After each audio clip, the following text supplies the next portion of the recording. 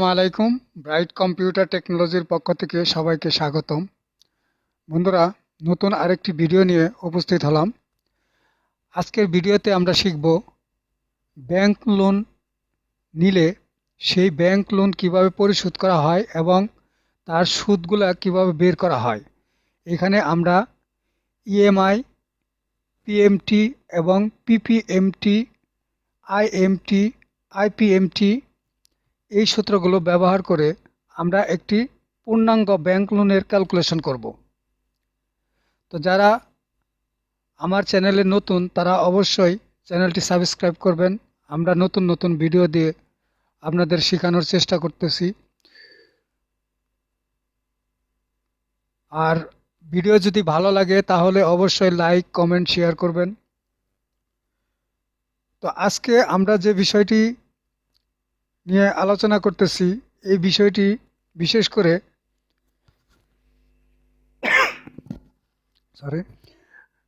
করে যারা ব্যাংক জবের জন্য চেষ্টা করতেছেন তাদের জন্য খুবই উপকার হবে। ধরুন আমরা কোনো ব্যাংকের থেকে 2 লক্ষ টাকা লোন নিব, তো তাহলে এখানে শর্ত সাপেক্ষে যদি থাকে যে তার মান্থ হবে 36 মান্থ, অর্থাৎ তার ডিউরেশন 36 মান্থ হবে এবং সুদের হার যদি 13% হয় তাহলে প্রতি মাসে কত টাকা পেমেন্ট করতে হবে, এটা একটা বিষয়। আরেকটি বিষয় হচ্ছে আমরা যে 2 লক্ষ টাকা লোন নিব তার এই 36 মান্থে কত টাকা সুদ আসবে সেটাও আমরা ক্যালকুলেশন করে বের করে দেখাবো। এরপরে আমরা যেটা দেখব সেটা হচ্ছে এই 2 লক্ষ টাকার মূল টাকা কত পার্সেন্ট মান্থলি যায় এবং তার সাথে সুদ কত পার্সেন্ট যায়, কত টাকা যায়, সেটি আমরা এই ক্যালকুলেশনের মাধ্যমে বের করব। তো চলুন দেখা যাক কিভাবে আমরা ক্যালকুলেশনটি করি। প্রথমে আমরা যেটা বের করব সেটা হচ্ছে মান্থলি যে পেমেন্ট করব সেই টাকাটা বের করব। দেখেন এখানে আমি একটা ডায়াগ্রাম, একটা ডেমো সাজিয়ে রেখেছি। এখানে কোম্পানির নেম দিয়ে রেখেছি, লোনের অ্যামাউন্ট দিয়ে রেখেছি, পিরিয়ড মানে মান্থ কত মান্থের সেটা দিয়ে রেখেছি, রেট দিয়ে রেখেছি এবং পেয়েবল অ্যামাউন্ট এখানে দিয়ে রেখেছি যে আপনার প্রিন্সিপাল অ্যামাউন্ট প্লাস ইন্টারেস্ট, তার মানে কি 2 লক্ষ টাকার সাথে কত টাকা সুদ সেটা টোটাল, এবং আলাদাভাবে ইন্টারেস্ট বের করেছি। তো এখন এই যে উপরের যে ক্যালকুলেশনটা, এই ক্যালকুলেশনের ভিডিও পূর্বে আমার একটি আপলোড করা আছে, যদি কেউ না দেখে থাকেন তাহলে দেখে আসবেন। এই ভিডিওর ডিসক্রিপশনে লিঙ্ক দিয়ে দিব এবং এটা আপনারা আই বাটনেও পেয়ে যাবেন। তো চলুন দেখা যাক কিভাবে আমরা এই ক্যালকুলেশনটা করলাম। প্রথমে আমরা এটা ডিলিট করে দিলাম। এখন আমরা যেটা দেখব যে কিভাবে মান্থলি পেমেন্ট করব, সেই পার মান্থের টাকাটা প্রথমে বের করব। তাহলে প্রথমে আমরা ইকুয়াল চিহ্ন দিলাম, এরপরে লিখব পিএমটি, লিখে ফার্স্ট ব্র্যাকেট দিলাম। এখন দেখেন এখানে বলতেছে রেটটা হচ্ছে এই যে আমরা সুদের হারটা 13%, এটাকে বলা হচ্ছে রেট। তো এখানে আমরা রেটটা নিলাম। তবে একটা জিনিস মনে রাখবেন, রেট নিলে এই রেটটা হয়ে থাকে, এই সুদের পার্সেন্টেজটা হয়ে থাকে ইয়ারলি, অর্থাৎ বাৎসরিক। তো বাৎসরিক হওয়ার কারণে এটা আমরা ডিভাইডেড দিয়ে 12 দিয়ে ভাগ করে দিব, কমা, এরপরে আসে এনপিআর, অর্থাৎ মান্থ যে আছে 36 মান্থ, সেটা হচ্ছে এনপিআর। তো এটা কত মাসের জন্য? 36 মান্থ। তাহলে আমরা 36 এটা নিয়ে নিলাম, কমা, এরপরে পিবি, অর্থাৎ আমরা যে অ্যামাউন্টটা নিতেছি লোন হিসাবে, যেমন ধরেন এখানে 2 লক্ষ টাকা, এই 2 লক্ষ টাকা। তবে এর আগে আপনারা একটা মাইনাস সিং দিয়ে রাখবেন, কেননা এখন যদি মাইনাস সিং না দেন তাহলে এই রেজাল্টটা আসবে আপনাদের মাইনাস, এখানেও মাইনাস এখানেও মাইনাস, তার মানে কি প্লাস হয়ে যাবে। তো সেই ক্ষেত্রে এখানে রেজাল্টটা ভুল আসবে। এই জন্য এই মূল অ্যামাউন্টের আগে একটা মাইনাস চিহ্ন দিয়ে নেবেন, দিয়ে এটাকে সিলেক্ট করে নেবেন। তো এখন ব্র্যাকেট দিয়ে আটকে দিলাম, এন্টার। দেখেন আমাদের পার মান্থ যে টাকাটা পেমেন্ট করব সেই টাকাটা চলে আসছে। তো আশা করি এটা বুঝতে পারছেন। এখন আমরা দেখব প্রিন্সিপাল প্লাস ইন্টারেস্ট, অর্থাৎ আমরা এই 2 লক্ষ টাকায় কত টাকা ইন্টারেস্ট আসবে সেটা টোটাল বের করব। ইকুয়াল, এখন হচ্ছে এই যে পেয়েবল অ্যামাউন্ট আছে এই অ্যামাউন্ট ইনটু এই যে 36 মান্থ আমরা পেমেন্ট করব সেটা। দেখেন আমাদের প্রিন্সিপাল প্লাস ইন্টারেস্টটা এসে গেছে। এখন আমরা শুধু ইন্টারেস্টটা বের করব, তাহলে সহজ। ইকুয়াল, এই যে প্রিন্সিপাল প্লাস ইন্টারেস্ট আছে এই সেলকে আমরা সিলেক্ট করে মাইনাস দিলাম এবং টোটাল লোন কত নিয়েছি 2 লক্ষ টাকা সেটাকে সিলেক্ট করে এন্টার দিলাম। দেখেন আমাদের এখানে এসে গেছে 42,596.45, অর্থাৎ এই টাকাটি আমাদের ইন্টারেস্ট হিসাবে আসবে যদি 36 মাস নেই।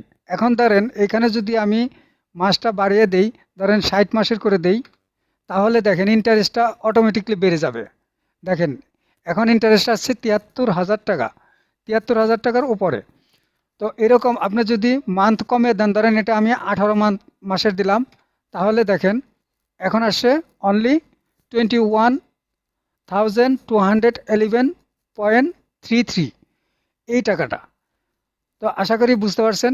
এইভাবে যদি আপনারা ফর্মুলাটা সেট আপ করে নেন তাহলে শুধু খালি এখানে মান্থের যে ডিউরেশনের যে পিরিয়ডটা সেটা যদি আপনারা চেঞ্জ করেন তাহলে এইখানে রেজাল্টটা পেয়ে যাবেন। এবং এইখানে যে সুদটা আছে এখানে 13% দেওয়া আছে, এখানে যদি 13%-এর জায়গায় আমি 9% দিই তাহলে দেখেন এখানেও এই যে ভ্যালুটা চলে আসে। এখন মান্থলি পেমেন্ট করতে হবে 18 মাসে, যদি এই 2 লক্ষ টাকা সুদ করি তাহলে আমাদের 11,919.53 টাকা পে করতে হবে পার মান্থ। তো আশা করি এটা বুঝতে পারছেন। আর এই বিষয়টি খুবই গুরুত্বপূর্ণ একটি বিষয়, যারা বিশেষ করে এনজিও অথবা ব্যাংক রিলেটেড জব করতে ইচ্ছুক তাদের জন্য এই ভিডিওটা খুবই গুরুত্বপূর্ণ হবে। এখন আসুন আমরা দেখি কিভাবে আমাদের পার মান্থের যে টাকাটা কিভাবে বের করব সেটা দেখি। যে আমরা পার মান্থ যে কিস্তি দেবো, এখানে আমরা 36 মান্থের একটা ক্যালকুলেশন করে রেখেছি। তো এখন আমরা এটা ডিলিট করে দেই, ডিলিট করে দিলাম। এখন আমরা যেটা বের করব এখানে, এখানে প্রিন্সিপাল অর্থাৎ 2 লক্ষ টাকার কত টাকা জেনুইনভাবে আমাদের পে করতে হয় এবং ইন্টারেস্ট কত টাকা পে করতে হয় সেটা দেখব। তাহলে এখানে ইকুয়াল, এখানে লিখব ppmt, এটা লিখে ফার্স্ট ব্র্যাকেট দিলাম। এখন দেখেন এখানে লেখা আসছে রেট। রেটটা কি? এই যে 9% দিলাম এখানে, এই 9%-এর এটা করি। আগেই বলে রেখেছি যে যদি আপনি সুদের রেটটা দেন তাহলে ডিভাইডেড দিয়ে 12 দিবেন, অর্থাৎ 12 মাসের দিয়ে 12 মাস দিয়ে ভাগ দিয়ে দিবেন, তাহলে আপনি পার মান্থ পেয়ে যাবেন, অর্থাৎ 1 মাসেরটা পেয়ে যাবেন। কমা, এখন এখানে আসছে পার। পারটা কি?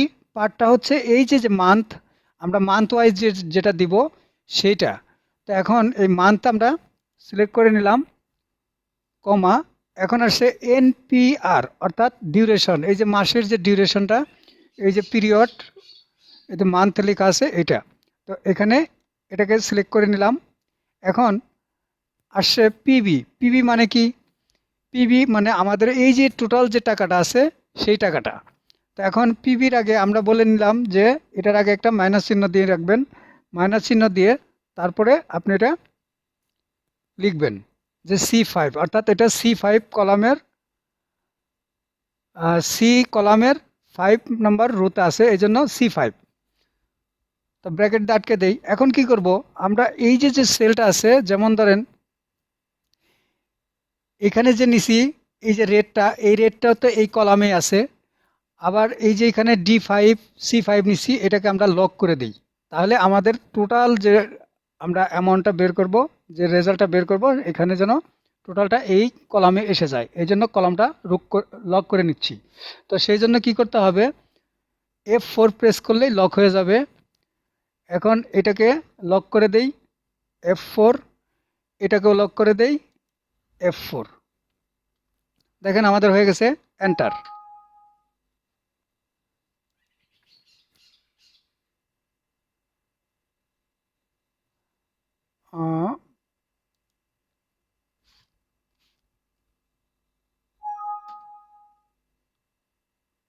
You have entered too few argument.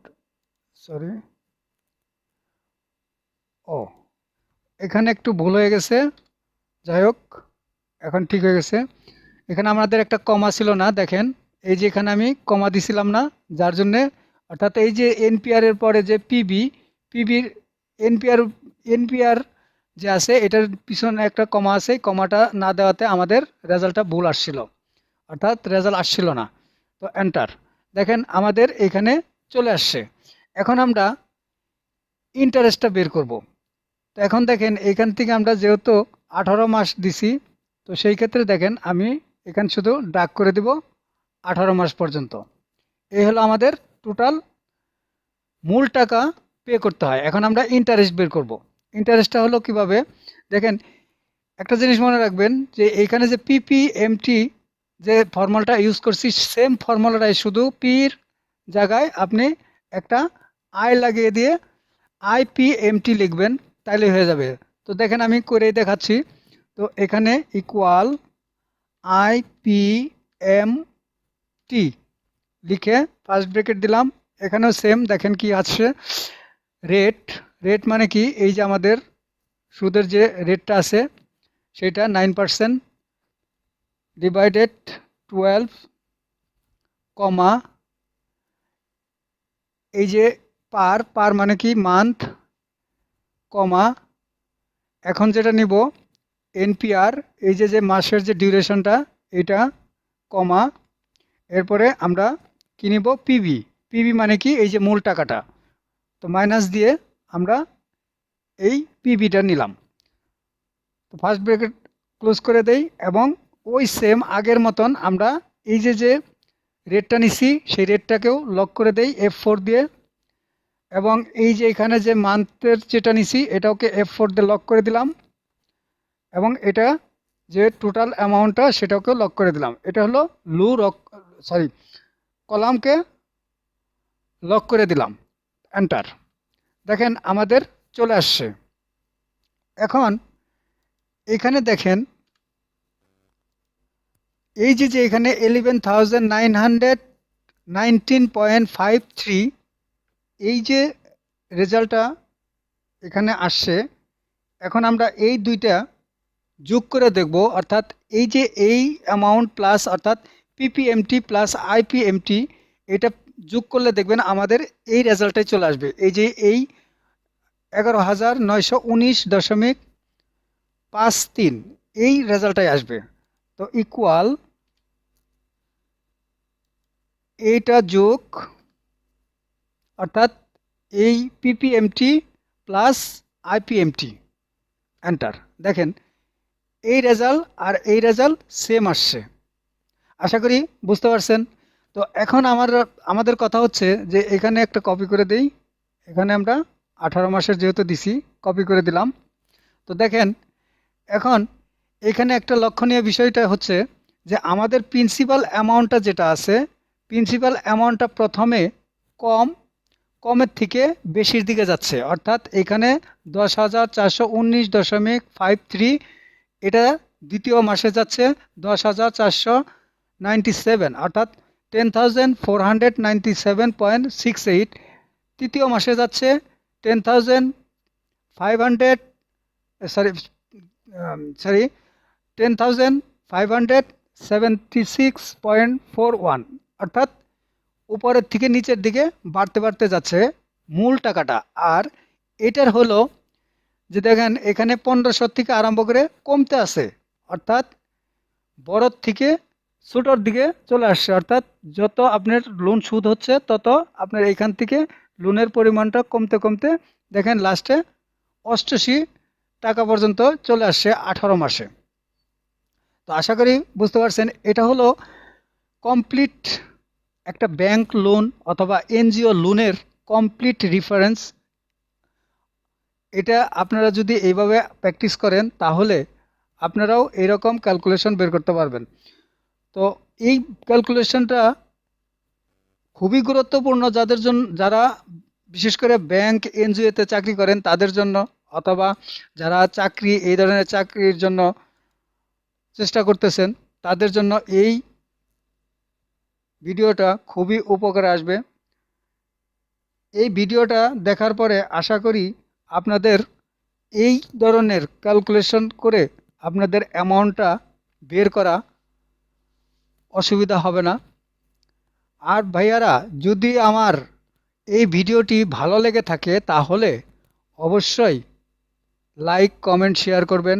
আর বন্ধুবান্ধবদের কাছে শেয়ার করার উদ্দেশ্য এটাই, যদি আপনারা শেয়ার করেন তাহলে এই লিসনটা তারাও শিখতে পারবে।